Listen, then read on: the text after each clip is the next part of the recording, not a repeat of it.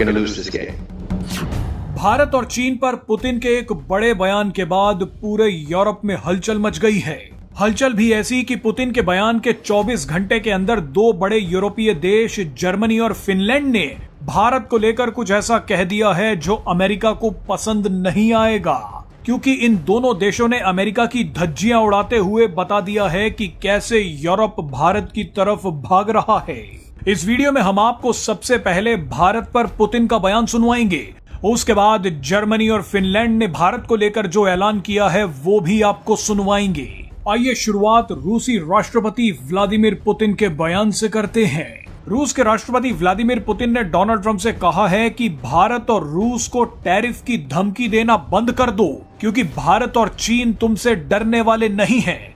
Putin ने Trump को चेतावनी देते हुए कहा कि आपके सामने भारत है जिसकी जनसंख्या 1.5 अरब के करीब है, आपके सामने चीन है, ये दोनों ताकतवर अर्थव्यवस्थाएं हैं। अगर आप इन्हें सजा देने की बात करते हैं तो एक बार दोबारा सोच लीजिए। आइए आपको पहले पुतिन का बयान सुनवाते हैं, उसके बाद आएंगे जर्मनी और फिनलैंड के बयान पर। You have countries like India, almost 1.5 billion people, China, with powerful economies, that they're going to punish you.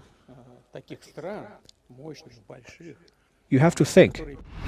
बहरहाल पुतिन जिस वक्त ये बयान दे रहे थे, ठीक उसी वक्त जर्मनी के विदेश मंत्री योहान वाडेफुल भारत के विदेश मंत्री एस जयशंकर के साथ मीटिंग कर रहे थे। जर्मनी के विदेश मंत्री योहान वाडेफुल भारत की यात्रा पर आए हुए हैं। वाडेफुल एस जयशंकर के साथ साथ पीएम मोदी से भी मुलाकात कर चुके हैं। वाडेफुल ने एक बड़ा बयान देते हुए अमेरिका को तमाचा मारा और कहा कि अगर कोई देश भारत के व्यापार में रुकावट पैदा करता है तो जर्मनी अपनी तरफ से उस देश के लिए रुकावटों को कम कर देगा।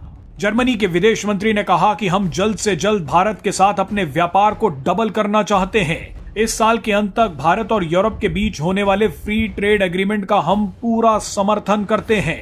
योहान वाडेफुल ने कहा कि भारत एक इकोनॉमिक और इनोवेशन पावर हाउस है। चलिए आपको योहान वाडेफुल का बयान सुनवाते हैं, उसके बाद फिनलैंड की भी बात करेंगे। If others set up impediments to trade, we should respond by us lowering these impediments and hurdles. Germany strongly supports the EU-India Free Trade Agreement.